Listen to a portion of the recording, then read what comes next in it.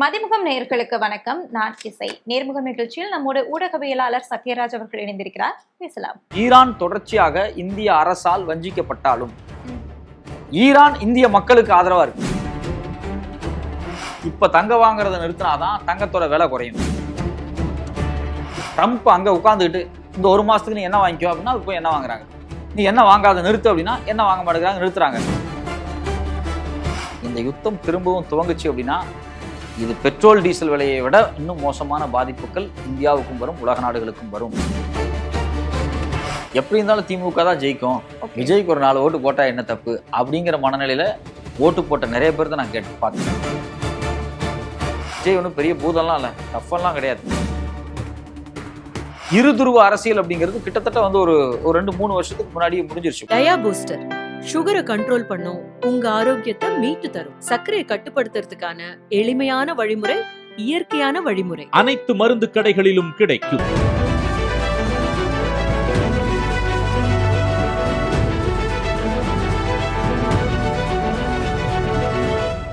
வணக்கம் சார். வணக்கம். நேர்முகம் நிகழ்ச்சியில சந்தித்ததுல ரொம்ப மகிழ்ச்சி. பெட்ரோல் டீசல் விலை 4 நாள்ல 2 முறை அதிகரிச்சிருக்காங்க. இதெல்லாம் எந்த விதமான தாக்கத்தை ஏற்படுத்தும்? இதோட பின்னணி விவரம் என்னவா இருக்கு? இப்போ ஈரானோடு நமக்கு யுத்தம் நடந்துட்டு இருக்கு. ஈரானோடு நடக்கூடிய யுத்தத்தில் பெட்ரோல் விலை சைனாவில் ஏறலை, இந்தியாவில் மட்டும் ஏறி இருக்கு. ஏன் சைனாவில் ஏறலை, ஏன் இந்தியாவில் மட்டும் ஏறி இருக்கு அப்படின்னா சைனா இதை முன்னமே யூகிக்கிறாங்க. கட்டாயம் இது மாதிரியான ஒரு யுத்தம் வரும், இப்படி யுத்தம் வரும்போது பெட்ரோல் தடைபடும், அப்போ நாம் நம்மளுடைய ஸ்டாக்கை அதிகப்படுத்தணும் அப்படின்னு சொல்லி அவங்க பெட்ரோல் அதிகப்படுத்திக்கிறாங்க. அதனால் அவங்களுடைய பெட்ரோல் விலை ஏற்றம் அதிகமாக இல்லை, பெட்ரோல் விலை ரொம்ப குறைவாக தான் இருக்குது. கடந்த டிசம்பர் மாதத்தில் இருந்தே பார்த்தீங்க அப்படின்னா சைனா அவங்களுடைய பெட்ரோலை இறக்குமதி பண்ணுறதுல ஒவ்வொரு டே எவ்ரி டே அவங்களுடைய இம்போர்ட் இருக்குது பார்த்தீங்களா, குறிப்பாக வளைகுடா நாடுகள் இருந்து அப்படிப்பட்ட இம்போர்ட்டை அவங்க அதிகப்படுத்தினாங்க. டிசம்பர்னா அப்போ போர் ஆரம்பிக்கவே இல்லை, அவங்களுக்கு அப்பவே யூகிக்கிறாங்க இப்படி ஒரு போர் வந்துச்சு அப்படின்னா நமக்கு ஒரு பெரிய பாதிப்பு வரும். ஈரான் மீது ஒரு தாக்குதல் நடத்தப்பட்டுச்சு அப்படின்னா ஏன்னா அது அப்பவே டிஸ்கஷன் வந்துருச்சு. ஏன்னா ஈரானுக்கு அமெரிக்காவுக்குமான பேச்சுவார்த்தை ஜெனீவாவில் துவங்கிட்டாங்க, ஒரு 4-5 மாசமா போயிட்டு இருக்கு. சைனா அப்பவே யூகிச்சு பெட்ரோலை இறக்கி நிறைய ஸ்டாக் பண்ணி வச்சிருக்காங்க. அவங்க இன்னும் 3-4 மாசத்துக்கு தேவையான பெட்ரோல் அவங்கள்ட்ட இருக்கு. இந்த யுத்தம் இன்னொரு 3 மாசம் நடந்தாலும் சைனாவுக்கு எந்த பாதிப்பும் கிடையாது. இது இல்லாம அவங்க நேரடியா ரஷ்யாவிட்ட இருந்து பெட்ரோல் வாங்குறாங்க. அவங்க அமெரிக்கா சொன்னதுக்கு கேட்டு பயந்து நடுங்கி ரஷ்யாவிட்ட இருந்து வாங்காமலாம் இல்லை, அவங்க தாராளமா ரஷ்யா வாங்குறாங்க. ஆனா இந்தியாவை பொறுத்த வரைக்கும் பாருங்க, நாம ஈரான் யுத்தம் வரப்போகுதுங்கிறத யூகிக்கல. அப்படியே வந்தா என்ன பண்ண போறோம், பெட்ரோலை கொண்டு சேவ் பண்ணி வைக்க போறோமா, எல்பிஜி கொண்டு சேவ் பண்ணி வைக்க போறோமா அப்படிங்கிற எந்த ஐடியாவுமே இல்லை. அது எல்லாத்துலயும் அவங்க பெருசா கோட்டை விட்டுட்டாங்க. சைனா மாடல் நம்ம ஃபாலோ பண்ணவே இல்லை. நம்மளுடைய பெட்ரோல் உற்பத்தி இல்ல பெட்ரோல் இறக்குமதி அப்படிங்கிறது முழுக்க முழுக்க கல்ஃப் நாடுகளை மட்டுமே நம்பி இருக்க வேண்டிய அவசியம் கிடையாது. நாம ரஷ்யாட்ட இருந்து இறக்குமதி பண்ணலாம். 2002 உக்ரைன் போருக்கு பிறகு இந்தியாவுக்கு தேவையான அனைத்து எல்என்ஜி பெட்ரோல் ரஷ்யால இருந்து நம்ம இறக்குமதி பண்ணோம். அதுக்கப்புறம் அமெரிக்கா ஒரு மிரட்டல் விட்டுச்சு நம்மள. அமெரிக்காவினுடைய மிரட்டலுக்கு பயந்து தான் அங்கிருந்து இறக்குமதி பண்றதை குறைச்சிட்டோம். போன மாசம் நாங்க 1 மாசம் டைம் தரோம் இறக்குமதி பண்ணிக்கிங்க அப்படின்னு சொன்னதுக்கு அப்புறம் இந்தியா அங்கிருந்து இறக்குமதி பண்ணிச்சு. ரஷ்யாவிலிருந்து குறைந்த விலையில் கச்சா எண்ணெய் வாங்கினாலும் அது இந்திய மக்களுக்கு பெட்ரோல் விலையை குறைக்கல. ஏன் இந்திய மக்களுக்கு பெட்ரோல் விலையை குறைக்கல அப்படின்னா, பெரும்பாலும் நயரா நிறுவனமா இருக்கட்டும் இல்ல ரிலையன்ஸா இருக்கட்டும், அவங்க தான் அதிகமா பெட்ரோலை இறக்குமதி பண்றாங்க. க்ரூட் ஆயில் இறக்குமதி பண்ணி இந்தியாவில் பெட்ரோலா கன்வெர்ட் பண்ணி ஐரோப்பிய நாடுகளுக்கு வித்து பெரிய லாபத்தை பார்த்தாங்க. அவங்க தான் பெரிய லாபத்தை பார்த்தாங்க. ஸோ அந்த லாபம் இருக்கு பார்த்தீங்களா, அந்த லாபத்தை ஒரு தனியார் நிறுவனம் தான் அனுபவித்தது. இன்னைக்கு பார்த்தீங்க அப்படின்னா பெட்ரோல் விலை ஏற்றத்தை நம்ம மேல கொண்டு திணிக்கிறாங்க. குரூட் ஆயில் சீப்பா கிடைச்சப்ப அம்பானியும் நயரா நிறுவனமும் பெரிய கொள்ளை லாபம் பார்த்தாங்க. இன்னைக்கு குரூட் ஆயில் விலை அதிகமாகும் போது அதை மக்கள் ஏற்றுக்க வேண்டிய நிலைமைக்கு நம்ம தள்ளப்பட்டிருக்கிறோம். ஸோ 2வது இந்த எல்என்ஜி எல்பிஜி தட்டுப்பாடுகள் இருக்கு பாத்தீங்களா, இந்த தட்டுப்பாடுகள்லாம் முதல்ல ஈவிக்கப்பட வேண்டிய ஒரு விஷயம் தான். ஆனா இருக்கு அப்படிங்கறத தான் கொஞ்ச நாள் முன்னாடி வரைக்கும் சொல்லியிருந்தாங்க. அவங்க 30 டேஸ் இருக்கு, 25 டேஸ் இருக்கு அப்படிங்கிறது அது ஒரு ஹோப் தான். அவ்வளவு 3 months எல்லாம் நம்மகிட்ட கிடையாது, அவ்வளோலாம் பண்ண முடியாது. இப்பவும் பாத்தீங்க, நேற்றை கூட பாத்தீங்க அப்படின்னா 4 கப்பலை சைனா ஈரான்ல ஸ்டேட் ஆஃப் ஹார்மஸை தாண்டி எடுத்துட்டு வர்றாங்க. எந்த விதமான ஒரு தடையும் இல்லாம ரொம்ப தைரியமா எடுத்துட்டு வர்றாங்க. இந்தியானாலதான் எடுத்துட்டு வர முடியல. இந்தியாவின் மீது கருணைப்பட்டு இந்திய மக்களின் மீது ஒரு பெரிய அன்போடு யார் இந்த நமக்கு எல்பிஜியை தாராளமா கொடுக்குறாங்க அப்படின்னா ஈரான் தான் கொடுக்குறாங்க. ஸ்ட்ரெயிட் ஆஃப் ஹார்மஸ் அப்படிங்கிறது ஈரான் கட்டுப்பாட்டில் தான் இருக்கு. ஈரானுக்கு நம்ம சப்போர்ட் கிடையாது. யாரு? இந்திய அரசாங்கம். இந்தியாவை பொறுத்த வரைக்கும், மோடி அரசாங்கத்தை பொறுத்த வரைக்கும் ஈரான்ல அந்த நாட்டினுடைய தலைவரான அலி கமேனி அவர்கள் கொலை செய்யப்பட்ட போது வருத்தமே தெரிவிக்கல. 4 நாள் கழிச்சு டெல்லியில இருந்த ஈரான் தூதரகத்துல அவங்க ஒரு நினைவு கூட்டம் நடத்தும் போது அதுல போய் ஒரு வெளியுறவுத்துறை சார்ந்த அதிகாரி ஒரு வருத்தம் தெரிவிக்கிறார். அரசு ஒரு நாட்டினுடைய இன்னொரு நட்பு நாட்டினுடைய அரசினுடைய தலைவராக இருக்கக்கூடிய ஒரு சுப்ரீம் லீடர் கொலை செய்யப்பட்டதுக்கு வருத்தமே தெரிவிக்கல, கொலை செஞ்சவங்களை கண்டனம் தெரிவிக்கல. இஸ்ரேல் தான் கொலை பண்ணுச்சு, அமெரிக்கா தான் கொலை பண்ணுச்சு, இது கண்டனத்திற்குரியது, நீங்க எப்படி வந்து அந்த நாட்டினுடைய தலைவரை கொலை பண்ணலாம் அப்படின்னு ஒரு அறிக்கை கூட கொடுக்கல இந்தியா. சரி, அங்க இருக்கக்கூடிய குழந்தைகளை கொண்டாங்க, 168 குழந்தைகளை ஒரே 3 தடவை மிசைல் தாக்குதல் பண்ணி கொண்டாங்க. அதுக்கும் எந்த கண்டனமும் தெரிவிக்கல, அதுக்கும் விட்டுட்டாங்க. ஆனா ஈரான் வந்து யுஏஇ மேல தாக்குதல் நடத்தினா உடனே வருந்திருக்காங்க, நீங்க எப்படி வந்து தாக்குதல் நடத்தலாம் அப்படின்னு கேட்கறாங்க. ஆனா எல்லா நாடுகளும் சேர்ந்து ஈரான் அடிச்சாங்க. சோ அப்ப ஈரான் தொடர்ச்சியாக இந்திய அரசால் வஞ்சிக்கப்பட்டாலும் ஈரான் இந்திய மக்களுக்கு ஆதரவா இருக்கு. ஏன் அப்படின்னா அவங்களுக்கு இந்திய அரசாங்கத்தினுடைய பாலிசி மேல மாற்று கருத்து இருக்கலாம், இது ஒரு இந்துத்துவ அரசுன்னு. ஆனா மக்கள் நம்ம மக்கள், ஈரானுக்கும் இந்தியாவுக்குமான உறவு அப்படிங்கிறது ஒரு நெடுநாள் உறவு அப்படிங்கிறதுனாலதான் அவங்க பாத்தீங்க அப்படின்னா நமக்கு வரக்கூடிய கப்பல்களா இருக்கட்டும், நமக்கு வரக்கூடிய எல்என்ஜியா இருக்கட்டும், பல நாள் அதை வந்து ஃப்ரீயா அலோவ் பண்ணியிருக்காங்க. அலோவ் பண்ணாமலாம் இல்லை, ரொம்ப அலோவ் பண்ணாங்க. இவங்க தான் சரியா நடந்துக்கல. என்னை பொறுத்த வரைக்கும் இன்னைக்கு இருக்கக்கூடிய எல்பிஜியினுடைய விலையேற்றம் அப்படிங்கிறது முழுக்க முழுக்க வந்து மத்திய அரசாங்கத்தினுடைய வெளியுறவு துறை கொள்கையில் ஏற்பட்டிருக்கக்கூடிய மிக மோசமான ஒரு பாதிப்பு. அதே மாதிரி நம்ம டாலர் மதிப்பு அதுவுமே வந்து 92ல இருந்தது இப்ப 96 சரிஞ்சிருக்கு. ஆமா, சோ அதோட விளைவுகளும் எப்படி இருக்கும்? இந்த ரூபாயின் மதிப்பு சரிகிறதுனாலதான் மோடி வந்து என்ன சொல்றாரு அப்படின்னா தங்கம் வாங்காதீங்க அப்படிங்கிறாரு. ஏன் அப்படின்னா இப்ப வெளிநாட்டிலிருந்து இறக்குமதி பண்ணக்கூடிய பொருட்களுக்கு நாம வந்து அந்நிய செலாவணியில பணம் செட்டில் பண்ணணும். இதுல 2 விதமான பொருள் வரும். ஒன்று ஆப்ரேஷனலான இம்போர்ட் இருக்கும், நான் ஆப்ரேஷனல் இம்போர்ட் இருக்கும். இப்போ நீங்க தங்கத்தை வாங்குறீங்க அப்படின்னா இங்க வந்து நகையா மாற்றப்படுது அப்படின்னா அந்த நகை வந்து வாங்கி வீட்டில் தான் வைக்க போறோம் பெரும்பாலும், இல்ல கழுத்துல காதுல போட போறோம். அது உற்பத்தியா மாற போறது கிடையாது. ஒரு ரா மெட்டீரியலை வாங்கி, ஒரு மருந்தை வாங்கி மாத்திரையா தயாரிச்சு ஒரு மக்களுக்கு கொடுத்து கன்சியூம் பண்ணி அது பணமா மாறி அப்படி ஒரு ப்ரொடக்ஷன் சர்க்கிள்குள்ள அது வரப்போறது கிடையாது தற்காலிகமா. இவங்க என்ன நினைக்கிறாங்க அப்படின்னா தங்கத்தை இவங்க பாட்டுக்கு இறக்குமதி பண்ணிக்கிட்டே இருக்கிறாங்க. இப்படி இறக்குமதி பண்ண இந்தியாவில் இருக்கக்கூடிய அந்நிய செலாவணியில நம்ம செட்டில் பண்ணிக்கிட்டே இருக்கணும். டாலர்லாம் செட்டில் பண்ணணும். டாலர்ல செட்டில் பண்ண மற்ற பொருட்களை இறக்குமதி பண்றதுக்கு நம்மகிட்ட காசு குறைவாகுது. அதிகப்படியான இறக்குமதி எது பண்றோம்? பெட்ரோல் பண்றோம், கோல்டு பண்றோம், ஃபெர்டிலைசர்ஸ் உரம் பண்றோம். இந்த 3 தான் நம்ம வந்து மெஜாரிட்டியா பண்றோம். இது இல்லாம ஃபுட் ப்ராடக்ட்ஸ், எண்ணெய், நிறைய எண்ணெய்கள் வந்து நம்ம வந்து உணவுக்கு தேவையான எண்ணெய்களை வந்து உக்ரைன் மாதிரியான நாடுகள்ல இருந்து இறக்குமதி பண்ணிட்டு தான் இருக்கோம். இந்த 4க்கு தான் நம்ம அதிகமா செட்டில்மெண்ட் பண்ணிட்டு இருக்கோம். இந்த செட்டில்மெண்ட்டை குறைச்சா தான் ரூபாயின் மதிப்பு வந்து ஸ்டேபிளா நிற்கும். ரூபாயின் மதிப்பு அந்நிய செலாவணி குறைய குறைய ரூபாயின் மதிப்பு சரியும். ரூபாயின் மதிப்பு சரிய இன்ஃப்ளேஷன் அதிகமாகும், எல்லா பொருளுடைய விலையும் அதிகமாகும், தங்கத்தினுடைய விலையும் சேர்ந்து அதிகமாகும். இப்ப தங்கம் வாங்குறத நிறுத்தினாதான் தங்கத்தோட விலை குறையும். தங்கத்தை விடாம வாங்கிட்டே இருந்தா தங்கத்தோட விலை அதிகமாயிட்டு தான் போகும், வேற வழி கிடையாது. ஏற்றுமதி குறையும் போது விலையும் குறையும். ஆமாங்க, நீங்க இறக்குமதி குறையும் போது நாம வந்து அந்நிய செலாவணியில கொடுக்காம இருக்கும்போது டாலர் கையிருப்பு அதிகப்படுத்தும் போது இன்ஃப்ளேஷன் குறையும். இந்த ஸ்ட்ரக்சர் இது ஒரு விதமான ஒரு எக்கனாமிக் சைக்கிள். இந்த எக்கனாமிக் சைக்கிள்ல இவ்வளவு பெரிய நெருக்கடி வர்றதுக்கு காரணம் அந்நிய செலாவணி கையிருப்பு நம்மகிட்ட குறைஞ்சிக்கிட்டே போறதுதான் காரணம்.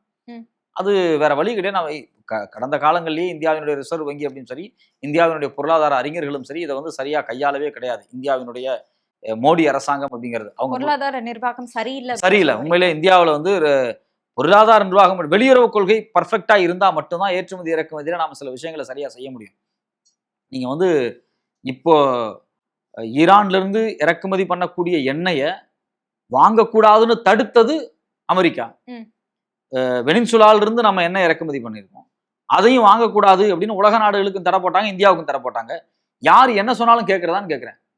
ட்ரம்ப் அங்க உட்காந்துக்கிட்டு இந்த 1 மாசத்துக்கு நீ என்ன வாங்கிக்கோ அப்படின்னா அது போய் என்ன வாங்குறாங்க, நீ என்ன வாங்காத நிறுத்து அப்படின்னா என்ன வாங்க மாட்டேங்கிறாங்க, நிறுத்துறாங்க. அப்போ இது மாதிரியான வெளியுறவு கொள்கை இருந்தால் நமக்கு உலக நாடுகள் யாரும் நட்பா இருக்க மாட்டாங்க. நம்ம உலக நாடுகள் நட்பா இல்லாத போது நம்ம நிறைய சிக்கல்களை சந்திக்க தான் வேணும். ஆமா, அடிமையா தான் இருப்போம், வேற நிறைய சிக்கல்களை சந்திப்போம். இன்னைக்கு ஈரான் ஏதோ போனா போது நம்மளோட எவ்வளவு நட்பா இருக்கிறாங்க. ஈரான் வந்து நமக்கு நேர் எதிராக இருந்தால் இன்னுமே நமக்கு மோசமான பாதிப்பு தான் ஏற்படும். ஏன்னா ஈரானினுடைய ஸ்ட்ரெய்ட் ஆஃப் ஹார்முஸை கடந்துதான் ஈராக்கோட கப்பலா இருக்கட்டும், சவுதியுடைய கப்பலா இருக்கட்டும், யுஏஇ கப்பல்களா இருக்கட்டும், பெஹ்ரினா இருக்கட்டும், எல்லாமே அந்த வழியா தான் வந்தாகணும். எந்த கப்பலுமே இந்தியாவுக்கு வர முடியாது. 2வது இந்தியாவிலிருந்து போகக்கூடிய உணவுப் பொருளா இருக்கட்டும், இல்ல மற்ற ஏற்றுமதி பொருளா இருக்கட்டும், இது எல்லாமே இந்த ஸ்ட்ரெய்ட் ஆஃப் ஹார்முஸ் வழியா தான் போகணும். 2 ரூட் தான், ஒன்று ஸ்ட்ரெய்ட் ஆஃப் ஹார்முஸ், இல்லைன்னா வந்து இந்த ஹவுத்திஸ் கட்டுப்பாட்டு இருக்கக்கூடிய செங்கடல் பகுதி. ஸோ இந்த 2 ரூட் வழியா தான் போயாகணும். இந்த 2 ரூட்டுமே இன்னைக்கு ஈரான் கண்ட்ரோல்ல தான் இருக்கு. ஈரான் நம்ம கப்பலை அலோவ் பண்றாங்க, அதே போல அவங்களும் சில கப்பலை வந்து போனா போதுன்னு அலோவ் பண்ணிட்டு இருக்காங்க. இல்லைன்னா நம்ம ஒரு மிக மோசமான பொருளாதார நெருக்கடியில போய் மாட்டிக்குவோம். இந்தியா போன்ற நாடுகள் இந்த நேரத்துல உறுதியாக ஈரானோடு நின்று சில முடிவுகளை எடுக்கல அப்படின்னா மோசமான பாதிப்புக்கு ஏற்படும். ரெண்டாவது யுத்தம் திரும்பவும் துவங்குறதுக்கான வாய்ப்பு இருக்கு. ஓகே. கடந்த 24 மணி நேரத்துல இன்னுமே யுத்தம் சீரியஸா தான் போயிட்டு இருக்கு. நேத்து கூட ட்ரம்ப் அவர்கள் எச்சரிக்கை பண்ணியிருக்கிறாரு ஈரானை. யுத்தம் திரும்பவும் வந்துச்சு அப்படின்னா யுஏஇன்னு சொல்லக்கூடிய யுனைடெட் எமிரேட்ஸ் வந்து ரொம்ப மோசமா அடி வாங்கப்படும். எமிரேட்ஸ் அடி வாங்குச்சு அப்படின்னா நமக்கு வெளிப்படையா பெட்ரோலையும் தாண்டி இன்டர்நெட் சேவை முதல் கொண்டு பாதிக்கப்படும். ஏற்கனவே அமேசானுடைய மிக முக்கியமான டேட்டா ஹப்பை வந்து அடிச்சு நொறுக்குனாங்க. அதனால என்ன நடந்துச்சு அப்படின்னா, குறிப்பாக அரபு நாடுகளில் பல அமேசானுடைய ஆன்லைன் வர்த்தகம் வந்து பாதிக்கப்பட்டுச்சு. உலகம் முழுக்க பார்த்தீங்க அப்படின்னா, இந்தியா மும்பையிலிருந்து போகக்கூடிய இன்டர்நெட் ரூட்டாக இருக்கட்டும், இல்லை இந்தியாவிலிருந்து மொத்தமாக ஆசியா, இந்தியா, ஆப்பிரிக்க நாடுகள், ஐரோப்பிய நாடுகளை எல்லாத்தையும் கனெக்ட் பண்ணக்கூடிய internet cables 90% of the internet அப்படிங்கிறது நமக்கு அண்டர் கிரவுண்ட் கேபிளில் தான் வருது. அந்த கேபிள் எல்லாமே ஈரான்லேருந்து எமிரேட்ஸ் வழியா, அதாவது சவுதி அரேபியா வழியா ஐரோப்பாவுக்கு போகுது. பார்த்தீங்கன்னா எல்லாமே ஸ்ட்ரெயிட் ஆஃப் ஹார்முஸ் கீழே தான் அடியில் அண்டர் கிரவுண்டில் போயிட்டு இருக்கு.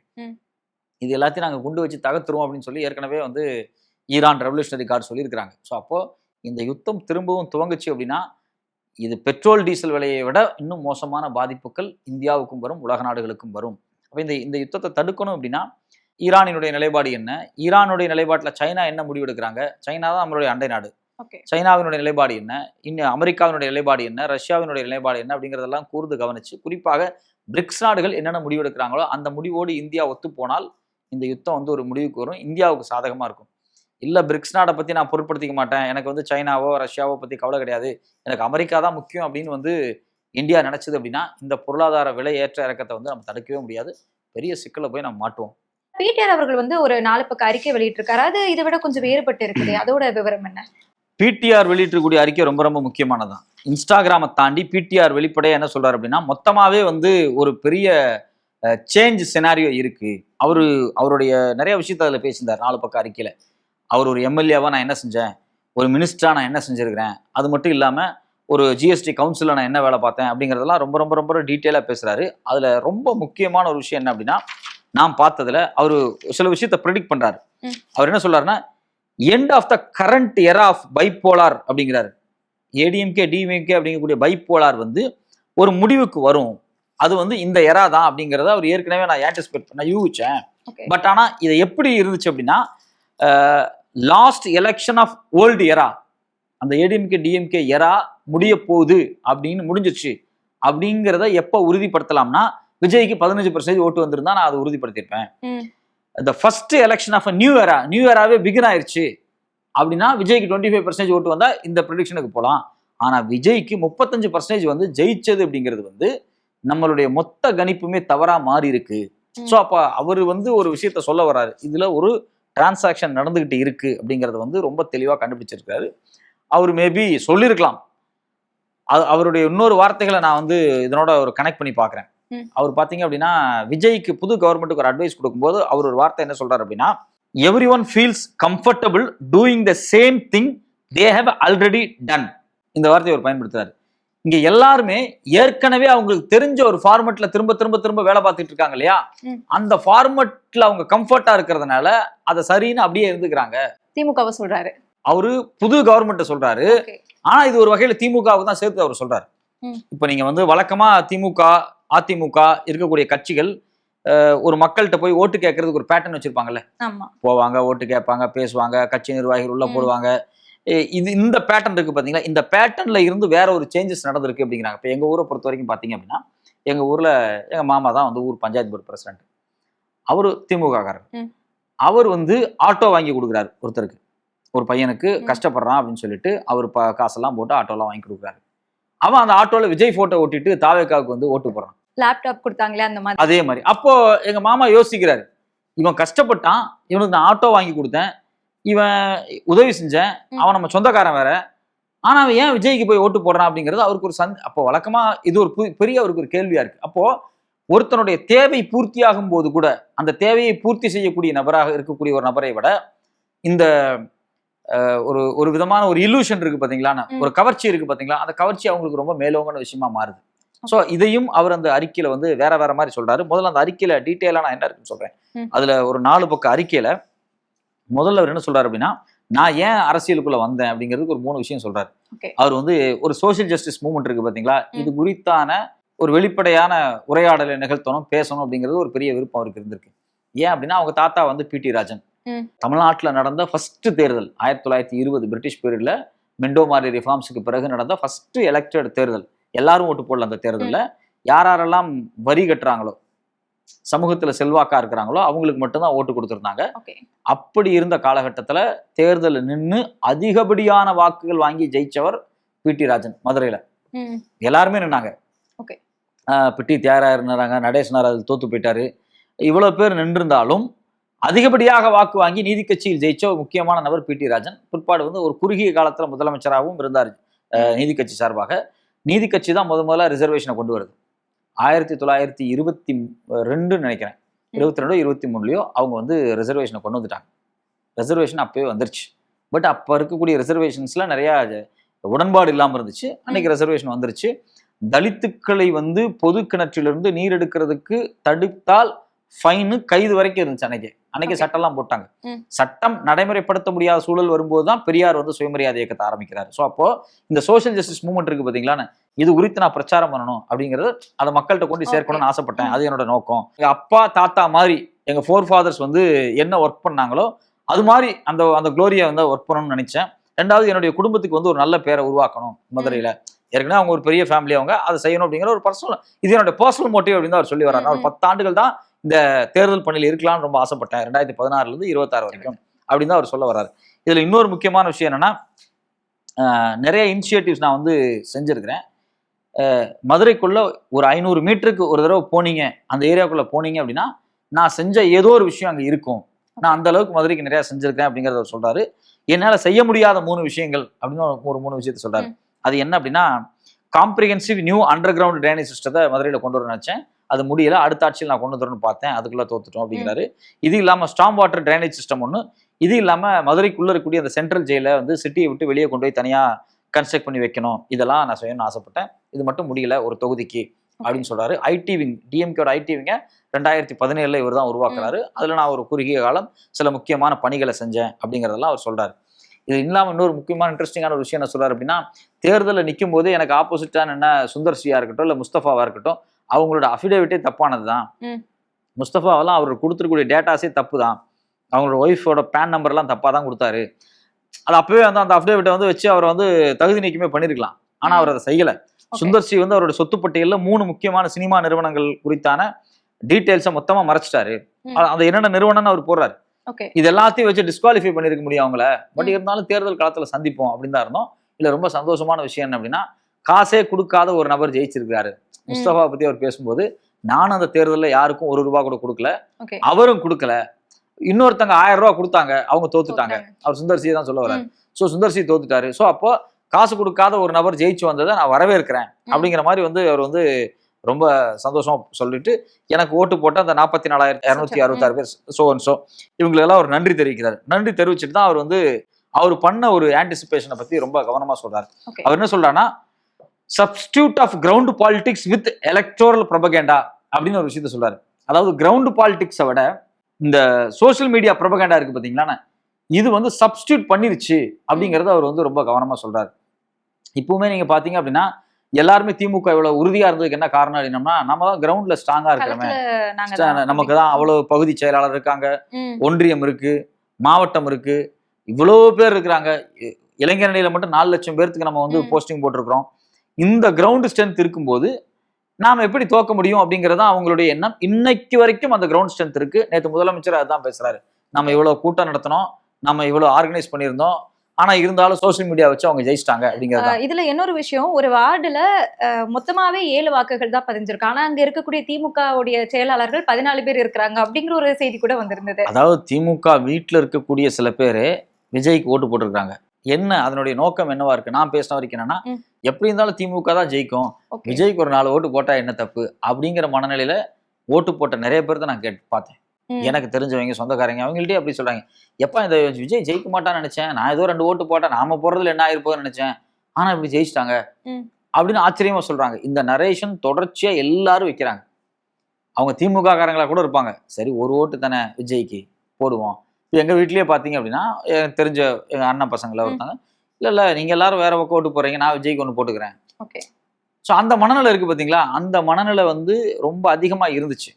இங்கே வந்து பிடிஆரே சொல்கிறாரு என்னன்னா, கிரவுண்டை விட சோஷியல் மீடியா சப்ஸ்டியூஷன் ரொம்ப அதிகமாயிருச்சு, அதை நம்ம வந்து கவனிக்கணும். நான் அப்பயே முதல்ல பார்த்தேன் அப்படிங்கறது வந்து அவர் சொல்றாரு. இதுல இன்னொரு விஷயம் என்னன்னா, குறிப்பாக இணையத்தில் குறிப்பிட்ட பிரிவினரை இலக்காக கொண்ட இந்த யுக்தியில் உள்ளடக்கத்தை விட வடிவத்திற்கு முக்கியத்துவம் கொடுக்கும் பிரச்சாரத்தின் அபாயம் அப்படின்னு ஒரு விஷயத்த சொல்றாரு. இதான் அவர் சொல்ற வரக்கூடிய முக்கியமான விஷயம். கண்டென்ட்டை விட அது மேல இருக்கக்கூடிய கவர்ச்சி இருக்கு பாத்தீங்களா, உள்ளடக்கத்தை விட அதை பிரசன்டேஷன் பண்ற விதம் இருக்கு பாத்தீங்களா. ஒரு அதாவது நிறைய தமிழ் படங்கள் நம்ம பாக்குறோம். இப்போ ஃபார் எக்ஸாம்பிள் நான் அடிக்கடி சொல்லுவேன், ரொம்ப சக்சஸ்ஃபுல்லா இப்போ ஒரு காலத்துல ஓடின படம் அப்படிங்கிறது வந்து இந்த விக்ரம் வேதா அப்படிங்கக்கூடிய ஒரு படம். இந்த விக்ரம் வேதா அப்படிங்கக்கூடிய படத்துல எந்த ஸ்டோரியுமே இல்லை. ரவுடிஸும் கொலை பண்ணிக்கிறாங்க, திருப்பி பழி வாங்குறாங்க. இதுதானே ஒரு நம்ம சினிமா காலை பார்த்துட்டு இருக்கக்கூடிய எல்லா விஷயம். ஆனா அதை பிரசன்டேஷன் பண்ண விதம் இருக்குல்ல, அதை ஸ்கிரீன் பிளே பண்ண விதம் இருக்குல்ல, அது மக்களை வந்து ஒரு ஈர்க்குதல்ல. இதுதான் பாலிடிக்ஸ்லயும் நடக்குது அப்படிங்கறத அவர் சொல்ல வர்றார். நீ எவ்வளவு பெரிய சமூக நீதி இயக்கத்தை வச்சிருக்கலாம், தமிழ்நாட்டுக்கு ரிசர்வேஷனை வாங்கி கொடுத்துருக்கலாம், தமிழ்நாட்டுல அரசியலமைப்பு சட்டத்தை எரிச்சு மிகப்பெரிய போராட்டங்கள் நடத்தியிருக்கலாம், இருமொழி கொள்கைகளை கொண்டு வந்திருக்கலாம், இவ்வளவு பெரிய 1 trillion எக்கானமி உருவாக்கியிருக்கலாம், ஐடி நிறுவனத்துக்கு தனி சட்டத்தை கொண்டு வந்து இன்னைக்கு லட்சக்கணக்கான பேர் ஐடியில வேலை பார்க்கறாங்க. அந்த ஐடி நிறுவனங்களை உருவாக்குனது திமுகவா இருக்கலாம், இது எவ்வளவோ வேலை செஞ்சிருக்கலாம். இப்போ ஐடி நிறுவனம் அப்படின்னா ஐடியில் வேலை பார்க்கக்கூடியவோ 3-4 லட்சம் பேர் இருக்கான்னு வச்சுங்களேன். அதுக்கு கேப் டிரைவரா இருப்பாங்க, அதுல கேன்டீன் வச்சவங்களா இருப்பாங்க. இந்த கேப் டிரைவருக்கு பெட்ரோல் பங்க் உருவாக்கணும், பெட்ரோல் பங்க்ல வேலை செய்யக்கூடிய பசங்க, இப்படி அந்த பெட்ரோல் பங்குக்கு பெட்ரோலை கொண்டு வரக்கூடிய லாரி டிரைவர் அப்படின்னு ஒரு பெரிய மாசா ஒரு 40-50 லட்சம் பேருக்கு வந்து அது வேலையை ஜென்ரேட் பண்ணும். எந்த ஃபீல்டுமே அப்படிதான், அது குறிப்பா ஐடி ஃபீல்டு தான். இதெல்லாம் யாருக்குமே எதுவுமே தெரியாது, அதனுடைய கண்டென்ட் அவங்களுக்கு தெரியாது, ஆனா கவர்ச்சி அவங்களுக்கு பிடிக்குது. அது கொண்டு போய் சேர்க்கிற விதம், அதை கொண்டு போய் சேர்க்கிற விதம். இப்ப நீங்க போய் உங்க அப்பா வந்துட்டு, அம்மா நான்லாம் அந்த காலத்துல கஷ்டப்பட்டுமா அப்படின்னா, அப்பா சும்மா இருக்கு, என்னதுக்கு தேவையில்ல, அதே பழைய கதையே பேசிட்டு இருக்கீங்க. ஸோ அப்ப இந்த பழைய கதையை வந்து பேசி நம்ம வந்து வாக்காளர்களை வந்து தக்க வைக்க முடியாது. வேற பிரசன்டேஷன்ஸ்ல வேற முறைகளை கையாளணும், வேற விஷயங்களை செய்யணும் அப்படிங்கறத அவர் சொல்றாரு. ரெண்டாவது அது அபாயம் அப்படிங்கிறாரு. இந்த அபாயத்துக்குள்ள நம்ம இருக்கிறோம். எந்த அபாயத்துக்குள்ளனா, நீ என்ன கொடுக்க போற அப்படிங்கிறத விட எப்படி கொடுக்குற அப்படிங்கிறது தான் இங்க ஒரு முக்கியமான விடயமா மாறிடுச்சு. மார்க்கெட்டிங், பியூர்லி மார்க்கெட்டிங், வேற ஒன்றும் சொல்ல. நீ தப்பான பொருளை கூட கொடுப்ப, ஒர்த்தே இல்லாத பொருளை தான் நீ சேல்ஸ் பண்ணுவ, ஆனா மார்க்கெட்டிங்ல பயங்கரமா அதை வந்து ஒரு குளோரிஃபை பண்ணி அதை வித்துருவாங்க. இப்படிதான் விஜய் வித்துருக்காங்க. என்னை பொறுத்த வரைக்கும் நான் என்ன சொல்றேன், விஜய் அரசியலுக்கு என்ன மக்களுக்கு என்ன செஞ்சிருக்காரு? ஒன்றும் செஞ்சது கிடையாது. மக்களை போய் சந்திச்சிருக்காரா? சந்திச்சது கிடையாது. மக்கள்கிட்ட பேசினாரா? மக்கள்கிட்ட பேசினது கிடையாது. எதுவுமே பண்ணல. விஜயினுடைய அமைதி இருக்கு பாத்தீங்களா, சைலன்ஸ் இருக்கு பாத்தீங்களா. பத்திரிகையாளர் சந்திக்க மாட்டாரு, சந்திச்சாருன்னா 10 கேள்வி கேட்டா எந்த கேள்விக்குமே ஒரு பதில் தெரியாது. சட்டமன்றத்தோட ஒரு பேச தெரியாது, வந்து சோசியல் மீடியால ரிப்ளை கொடுப்பாங்க. ஆமா, சோசியல் மீடியா. இப்ப சட்டமன்றத்தில் ஒரு கேட்டா அவர் எக்ஸல போடுவாரு. நேற்றுக்கு சீமான் கூட கிண்டலா கூட சொல்லியிருந்தாரு, வாழ்நாள் முழுக்க நான் பேசி ஒன்றும் ஆகலை, பேசாத ஒருத்தர் கொண்டு சிஎம் ஆக்கிட்டீங்க அப்படின்னு ஒரு வார்த்தை சொல்லியிருந்தேன் அப்படி. ஸோ அப்போ இங்கே என்னன்னா, அந்த மாய பிம்பம் இருக்கு பார்த்தீங்களா, அந்த கவர்ச்சிகரமான மார்க்கெட்டிங் டெக்னிக் இருக்கு பார்த்தீங்களா, அந்த டெக்னிக்கை பாதுகாக்கிறதுலாம் எல்லாருமே குறியா இருக்கிறாங்க. அது அபாயம் அப்படிங்கறது வந்து அவர் எச்சரிக்கை பண்றாரு. அது ரொம்ப முக்கியமானது. திமுகவே நான் வந்து இவங்களுக்கு இதை செஞ்சேன், அவங்களுக்கு அதை செஞ்சேன், அவங்களுக்கு நான் அதை பண்ணியிருக்கிறோம் அப்படிங்கறதெல்லாம் தாண்டி எப்படி உங்களை மார்க்கெட்டைஸ் பண்ணிக்க போறீங்க அப்படிங்கறதா ரொம்ப முக்கியமான ஒரு விஷயமா இருக்கு. அதான் அவர் அதுல சொல்லி கேட்கிறாரு. இது ஒரு அபாயம் அப்படிங்கறத எச்சரிக்கையா சொல்றாரு. ரெண்டாவது, நான் ஏற்கனவே சொன்ன மாதிரி இந்த எண்ட் ஆஃப் பைபோலார் அப்படிங்கிறாரு. அதிமுக திமுக அந்த போலார் இருக்கு பாத்தீங்களா, பைபோலார், இரு துருவ அரசியல் முடிஞ்சிருச்சு அப்படிங்கிறாரு. என்னை பொறுத்த வரைக்கும் இவர் சொன்னதுக்கு அப்புறம் தான் நானும் யோசிச்சு பாக்குறேன். இருதுருவ அரசியல் அப்படிங்கிறது கிட்டத்தட்ட வந்து ஒரு 2-3 வருஷத்துக்கு முன்னாடியே முடிஞ்சிருச்சு போல இருக்கு. இருதுருவ அரசியல் அப்படிங்கிறது ஒண்ணு திமுக வரும், இல்லைன்னா அதிமுக வரும் அப்படிங்கிற இருதுருவ தன்மை அப்படிங்கிறது முடிவுக்கு வந்துருச்சு. எடப்பாடி ஜெயலலிதா மரணம் அடைந்ததுக்கு பிறகு எடப்பாடி ஒரு ஆளுமையற்ற மனிதராக இருக்காரு. அவர் சொந்த கட்சிக்காரங்களாலே அவர் பெருசா மதிக்கப்படலை. ஏதோ ரெட்டலைக்கு ஓட்டு போடணும்னு 1 கோடி பேர் ஓட்டு போட்டிருக்கான். ஸோ அப்ப அந்த ஆளுமை வந்து குலைஞ்சிருச்சு. ரெட்டலை அப்படிங்கிறதும் இல்லாம போகுது அப்படின்னா, இங்க ஒரு தேர்டா 3ஆவதா ஒரு விஷயம் வருது அப்படிங்கிறத ப்ரிடிக்ட் பண்ணல. ஏன் அதை சொல்ல வரேன்னா, நீங்க விஜய் ஏன் இது வரைக்கும் திமுக தரப்புல தேர்தலுக்கு முன்னாடி விமர்சனமே பண்ணல. அவர் வந்து கரூர்ல இவ்வளவு பெரிய ஒரு 41 பேருடைய மரணத்துக்கு வந்து ஒரு முக்கியமான காரணமா அவர் இருக்கார். அவருடைய தாமதமா வந்ததுதான் காரணம். இன்னைக்கு வரைக்கும் வழக்கு சிபிஐல இருக்கு. அதுக்கு பிறகு சோசியல் மீடியால ஒரு பூதகரமான பொய் கிளப்பப்படுது. அந்த பொய்யப்பவே நம்ம யூகிச்சிருக்கணும். அந்த பொய்க்கு பிறகுதான் நம்ம விஜய் வந்து பேச ஆரம்பிச்சோம், விஜய் எக்ஸ்போஸ் பண்ண ஆரம்பிச்சோம். குறிப்பாக ஊடகங்களா இருக்கட்டும் இல்ல சமூக ஊடகங்களா இருக்கட்டும், விஜய் பண்ணுவது தப்பு அப்படிங்கறத எக்ஸ்போஸ் பண்ண ஆரம்பிச்சோம். ஆனா அந்த வால்யூம் இருக்கு பாத்தீங்களா, அந்த பொய் கட்டி அமைக்கப்பட்ட வால்யூம், அந்த வால்யூமை நாம அண்டர் எஸ்டிமேட் பண்ணிட்டோம் அப்படின்னு நான் ஃபீல் பண்றேன். ஏன் அப்படின்னா இப்ப எங்க ஊர் வந்து காங்கயம், கரூர்ல ஒரு இன்சிடென்ட் நடக்குது. எங்க ஊர்ல 100 நாள் வேலை செய்யக்கூடிய உட்கார்ந்து இருக்கக்கூடிய இப்ப எங்க அம்மா 100 நாள் வேலை பாக்குறாங்க. அவங்க பேசுறாங்க கரூர் சம்பவத்துக்கு காரணம் செந்தில் பாலாஜி தானமே அப்படின்னு பேசுறாங்க அப்படின்னா அவங்க இன்ஸ்டாகிராமே கிடையாது, அவங்கள்ட்ட வந்து ஒரு டச் ஸ்கிரீனே கிடையாது. ஆனா அவங்க வீட்டுல டச் ஸ்கிரீன் வச்சிருக்கக்கூடிய ஒரு பையனோ இல்ல ஒரு பொண்ணோ இதை அவங்கள்ட்ட சொல்லலாம், பேசுறதுல கேட்கலாம். இல்ல இப்படி உட்கார்ந்து பார்த்துட்டு இருக்கிறது அவங்க நின்று ஒரு 2 நிமிஷம் பார்க்கலாம். என்னம்மா இப்படி 41 பேர் கொண்டு போட்டாங்க, இந்த அமைச்சர் தான் காரணமா, விஜய்க்கு எதிராக அப்படி பண்ணிவிட்டாரு அப்படிங்கிற உரையாடல் வீட்டுல ஒருத்தர் இன்ஸ்டாகிராம் வச்சிருந்தா கூட போதும். இவங்க எல்லாம் என்ன நினைச்சிருந்தாங்க அப்படின்னா, வீட்டுல யாரு எவ்வளவு பேர் இன்ஸ்டாகிராம் வச்சிருக்காங்க, எவ்வளவு பேர் சோசியல் மீடியா வச்சிருக்க போறாங்க, இது சோசியல் மீடியா யூஸ் பண்றவங்களே குறைவு, அது இன்ஸ்டாகிராம் யூஸ் பண்றவங்களே ரொம்ப ரொம்ப குறைவு, இது ஒரு இம்பாக்டா அப்படின்னு நினைச்சாங்க. அதுதான் தப்பு. அந்த ஏரியால 2 குடும்பத்து 3 குடும்பத்துல யாரோ ஒருத்தர் சோசியல் மீடியா இன்ஸ்டாகிராம் வச்சிருந்தாலே அந்த இன்ஸ்டாகிராம்ல வரக்கூடிய பொய்யை பார்த்து அவன் ஒரு நரேஷன் அவன் பேச ஆரம்பிக்கிறான். அதுதான் இங்க நடந்திருக்கு. இப்பவுமே எனக்கு என்ன கேள்வினா, இருதுருவம் தானே இருக்கு. அதிமுக இல்லாமே போயிடுச்சு, தாவிகா வெர்சஸ் திமுக அப்படிங்கிற ஒரு இதுதானே பார்க்க முடியுது. இல்ல இருதுருவம், அதுவும் திராவிட இயக்கத்துல இருந்து வந்த அதிமுக அப்படிங்கிறது திராவிட இயக்கத்தினுடைய பண்பை இழந்து, அதுவும் வந்து ஒரு சினிமா நடிகரால் உருவாக்கப்பட்டதுதான். எந்த விதமான கொள்கையுமே இல்லாம திமுக எதிர்ப்பு அப்படிங்கிறது வந்து அடிப்படையில் உருவாக்கப்பட்டுச்சு. பிற்பாடு ஜெயலலிதா அவர்கள் வந்து முதலமைச்சர் ஆகிறாங்க. எந்த சமூக நீதி கொள்கை, ஒரு பார்ப்பனிய நான் பிராமியனுடைய அரசியலா தான் அதிமுக உருவாக்கணும்னு நினைச்சாங்க. ஆனா அதுக்கு பிறகு அதுக்கு தலைவாகவே ஒரு பிராமின் வந்து உட்கார்ந்தாங்க. ஒரு பெரிய அது வந்து ஒரு முழுக்க ஒரு பாஜகவினுடைய ஒரு அடிமை கட்சியாகவே வந்து முழுசா அது மாறிடுச்சு. ஸோ இப்போ அதிமுக ஏற்கனவே வந்து பாஜக மாதிரியான இந்துத்துவ சக்தியால வந்து அது ஹைஜாக் பண்ணப்பட்டுருச்சு. இப்போ அந்த இடத்த வந்து ஃபில் பண்றதுக்கு விஜய் அவர்கள் முயற்சி பண்றாரு.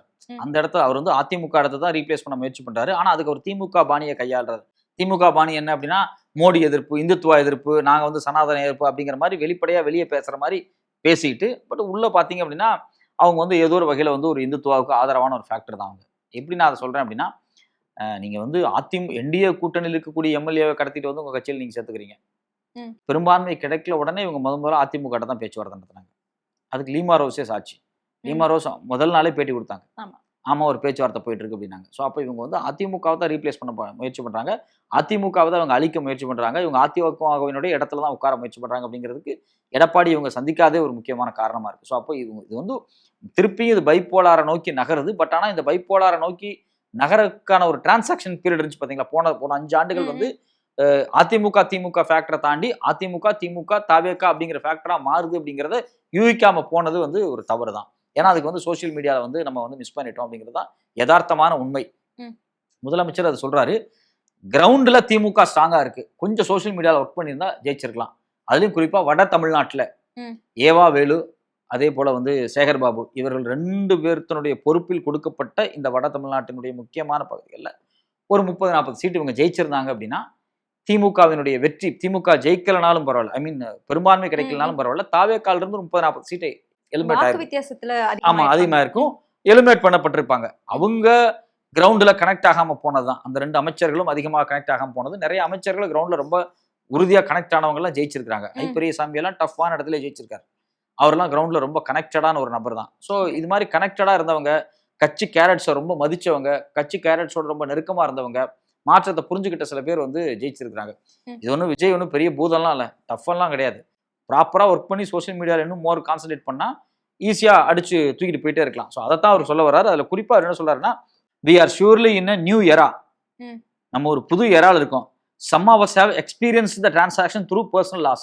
இதை நிறைய பேர் எப்ப புரிஞ்சுக்கிறாங்க அப்படின்னா பர்சனல் லாஸ்ல தான் புரிஞ்சுக்கிறாங்க. தான் தோத்ததுக்கு பிறகுதான் பல பேர் புரிஞ்சுக்கிறாங்க. ஸ்டாலின் அவர்களை மென்ஷன் பண்ணி சொல்ற மாதிரி இருக்கு. ஸ்டாலின் அவர்களை மென்ஷன் பண்றாரா இல்ல வந்து மதுரையில வந்து இப்ப மூர்த்தி அண்ணன் நின்னாரு, முன்னாள் அமைச்சர் மூர்த்தி அண்ணனே தோத்து போயிட்டாரு. மூர்த்தி அண்ணன் ரொம்ப கிரவுண்ட்ல ஸ்ட்ராங்கா இருக்கக்கூடிய ஆள் தான். ஆனா வந்து கட்சி கேரட்ஸோட அவர் எப்படி இருந்தாரு நமக்கு தெரியாது. ஸோ மூர்த்தி அண்ணா அங்கே தோத்து இருக்கிறாரு அப்படிங்கிறது ரொம்ப ஆச்சரியமான விஷயமா இருக்கு. ரெண்டாவது, all of us in the new இயரா now need to learn new skills and adapt. புது ஸ்கில்ஸ் நம்ம கத்துக்கணும், அதை அடாப்ட் பண்ணணும். Change is relentless and those who cannot adapt become irrelevant. Change தான் ரெலண்ட்லெஸ், வந்துகிட்டே இருக்கும், அதை நம்ம தடுக்கவே முடியாது. சேஞ்ச் எல்லா காலத்திலும் நடந்துட்டு இருக்கும். அதை நீங்க புரிஞ்சுக்கல அப்படின்னா நீங்க irrelevant ஆயிருவீங்க. நீங்க வந்து அதுக்கு பிறகு வந்து பாலிடிக்ஸில் இருக்க முடியாது அப்படிங்கிறத அவர் வெளிப்படையாக சொல்ல வர்றார். ஸோ அப்போ நீங்கள் தயவு செஞ்சு பிடிஆருடைய வார்த்தைகளை பொருட்படுத்தவில்லை என்றால் திமுகவுக்கு ஆபத்து தான். திமுக வந்து சோஷியல் மீடியாவில் மிகப்பெரிய லேக் இருக்கு. அந்த லேகை அண்டர் எஸ்டிமேட் பண்ணாமல் ரொம்ப உறுதியாக நின்று செயல்படணும். ஒரு பொய்யை பரப்பக்கூடிய ஒரு பெரிய பிரபகாண்டா மிஷினரிக்கு முன்னாடி உண்மையை பேசக்கூடிய ஒரு மிஷினரி அப்படிங்கிறது கஷ்டப்பட்டு ஃபைட் பண்ணி தான் ஆகணும். அதை ஃபைட் பண்ணுற கெப்பாசிட்டி திமுக இருக்கு. ஓகே. ஸோ இது மாதிரியான ஆட்களை வந்து மிஸ் பண்ணாமல் அவர் ஒரு தற்காலிகமாக ஒரு ஓய்வு எடுத்திருக்கிறாரு. அவர் வந்து ஒன்றும் கட்சி விட்டெல்லாம் போகல. ஒரு தற்காலிக அவர் பிஹெச்டி படிக்கிறாரு, வெளிநாட்டில் நிறைய லெக்சர்ஸ் கொடுக்க வேண்டியது இருக்கு. அவர் ஒரு அகாடமிஷியன். அவரை நம்ம மதிக்கணும். அவர் கட்சிக்காரர் கிடையாது. அவர் கிரவுண்ட்ல இறங்கி கட்சி வேலை பார்க்குற ஆள் கிடையாது. ஒரு அகாடமிஷன். ஒரு கட்சிக்கு இப்படிப்பட்ட அகாடமிஷன் வேணும் தான், கட்டாயம் வேணும். பல செக்டார்ல இருந்து ஆள் வேணும். ஒரு பிரேக் எடுக்கிறாரு, திரும்பி வருவார் கட்சிக்கு. அவர் கண்டிப்பா வருவார். கண்டிப்பா திமுக ஐடி விங் வந்து அவங்கள வந்து ரீஸ்ட்ரக்சர் பண்ணுவாங்க. பொறுத்து வந்து பார்ப்போம் என்ன நடக்குது அப்படின்னு. நிறைய தகவல்களை பகிர்ந்தீங்க. ரொம்ப நன்றி.